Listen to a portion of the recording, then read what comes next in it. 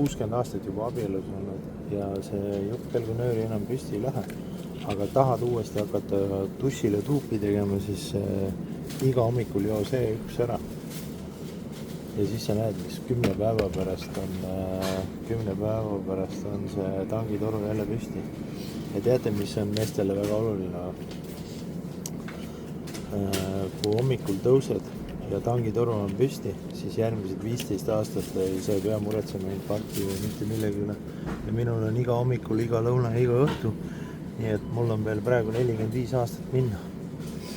Siis ma olen 95.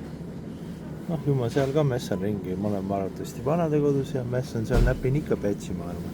Nii et mina võtan sükse kasti koju omale, sellepärast ta on mäda odav. Mulle meeldib iga hommikul juua teda. Noh, pluss ma söön hästi palju kala, nii et mul on suurt vahet ei ole, ma ei peakski seda, aga mulle meeldib ta on terav. Vot, nii et jätke meelde, mehed, naiste koha pealt ma ei oska mitte midagi öelda. Võib-olla kunagi lasen ümber lõikuse teha, siis ma võin ka naistele midagi soovitada. Aga selge, meil on juba, ütleme nii, et asjad ostetud praktiliselt ja kohe ma ütlen teile ka lõppsumma, mis tuleb. Jääge meiega.